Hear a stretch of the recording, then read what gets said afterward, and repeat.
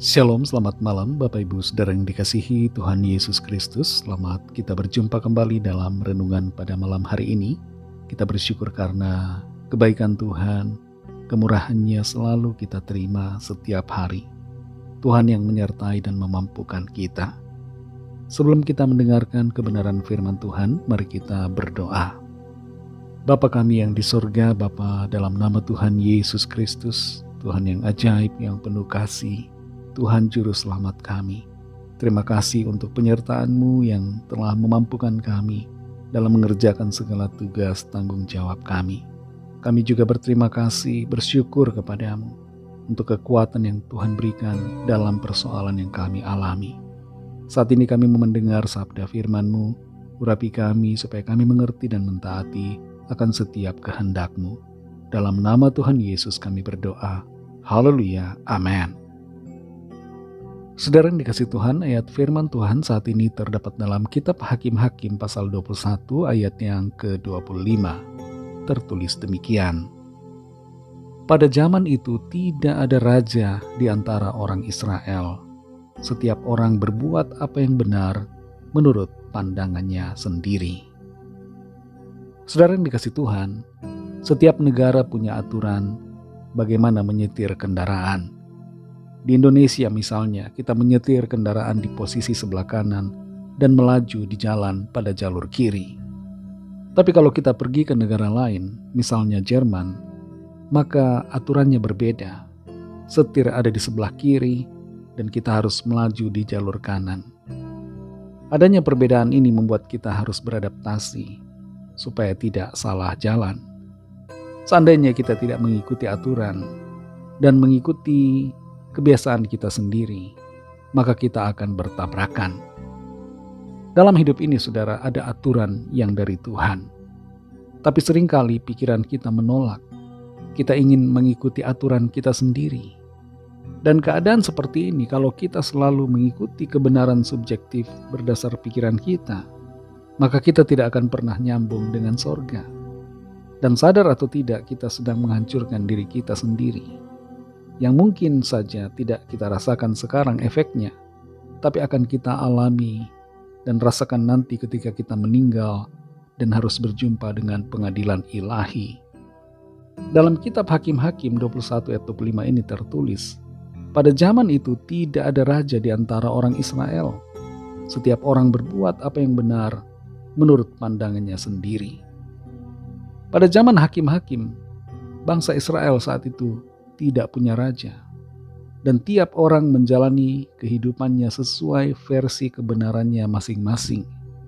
Setiap orang menjadi raja atas dirinya sendiri-sendiri. Sebenarnya bukan masalah ada raja atau tidak ada raja, tapi masalahnya adalah mereka tidak menjadikan Tuhan sebagai raja dalam hidup mereka. Mereka tidak mau mematuhi perintah Tuhan. Mereka tidak mau tunduk pada kebenaran Allah. Dalam Amsal 14 ayat 12 tertulis, ada jalan yang disangka orang lurus, tetapi ujungnya menuju maut. Ada satu kebenaran yang berbahaya.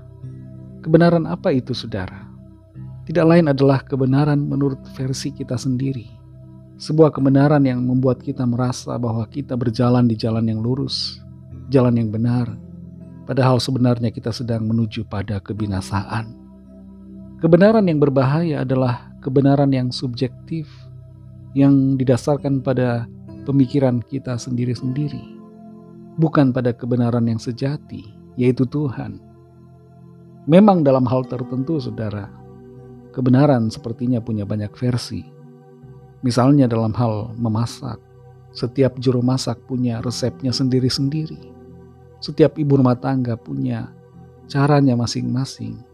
Bagaimana memasak yang benar menurut pemikirannya. Tapi dalam hal matematika, 3 tambah 3 tidak akan berubah nilainya. Selalu mutlak akan menghasilkan 6. 1 kali 1 sama dengan 1. Tidak bisa diubah-ubah. Nah, kebenaran Allah ibarat seperti matematika, bukan seperti resep masakan. Kebenaran itu mutlak, dan Allah adalah kebenaran. Tuhan Yesus adalah kebenaran. Dia katakan, akulah kebenaran. dan kita harus mengikuti kebenaran. Saudara yang dikasihi Tuhan, di sepanjang hari ini mungkin kita sudah melakukan aktivitas kita menurut pemikiran dan versi kebenaran kita sendiri. Tapi malam ini mari kita recharge lagi hidup kita dengan kebenaran yang sejati, yang dari firman Tuhan, yang berasal dari Allah sendiri. Perasaan benar bukan panduan dan pedoman kita. Pikiran kita mungkin mengatakan benar, tapi pikiran kita bisa salah. Mari jadi pribadi yang tidak didominasi oleh kebenaran versi kita, tapi kita dikuasai oleh kebenaran versi Allah. Kebenaran yang sejati, yang ada di dalam Tuhan Yesus Kristus, yang dengan kebenarannya itu menuntun kita pada keselamatan dan hidup yang kekal. Mari kita berdoa. Terima kasih Tuhan Yesus, kami bersyukur Bapa untuk firman-Mu yang sudah kami dengar saat ini. Kami bersyukur karena firman-Mu kembali menuntun kami, mengarahkan kami, membimbing kami ke jalan yang benar, kepada kebenaran-Mu yang mutlak, kebenaran yang sejati yang datang dari surga, kebenaran yang tidak lain adalah Engkau sendiri Allah. Tolong kami Tuhan supaya kami senantiasa berpaut pada kebenaran-Mu, tinggal dalam kebenaran-Mu, dan setia selalu hidup dalam kebenaran-Mu. Berkati kami Tuhan di sepanjang malam hari ini dalam istirahat kami. Berikan kami tidur nyenyak dan bangunkan kembali besok pagi dengan kekuatan baru. Kami berdoa bagi yang sakit dan yang sedang dalam persoalan. Lawatlah ya Tuhan. Ada kesembuhan, ada kelepasan. Mujizat Tuhan terjadi atas setiap kami di dalam nama Tuhan Yesus. Berkati bangsa kami Indonesia dan juga semua bangsa di dunia ini. Berikanlah keamanan, kedamaian dan kesejahteraan. Dan curahkanlah roh-Mu Tuhan atas setiap orang dari segala bangsa. Supaya mereka mengenal-Mu, percaya kepada-Mu, dan menerima anugerah keselamatan serta hidup yang kekal. Ampunilah kami akan dosa kesalahan kami, seperti kami juga mengampuni orang yang bersalah kepada kami. Kami serahkan segala sesuatunya ke dalam tangan kasih-Mu. Kami percaya Tuhan memimpin kami dalam rencana-Mu yang baik dan sempurna. Dalam nama Tuhan Yesus Kristus kami sudah berdoa dan mengucap syukur. Haleluya. Terimalah berkat Tuhan. Tuhan memberkati engkau dan melindungi engkau. Tuhan menyinari engkau dengan wajah-Nya dan memberikan kasih karunia. Tuhan menghadapkan wajah-Nya kepadamu dan memberikan damai sejahtera. Berkat dan anugerah Allah Bapa, kasih karunia dari Tuhan Yesus Kristus, dalam persekutuan dengan Roh Kudus, menyertai saudara semua, sekarang ini dan sampai Maranatha Tuhan Yesus datang kembali, dan bahkan sampai selama-lamanya.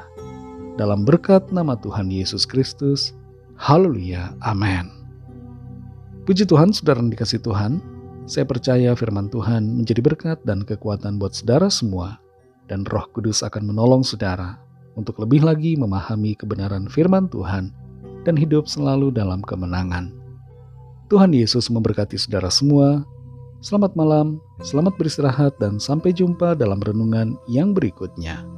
Haleluya.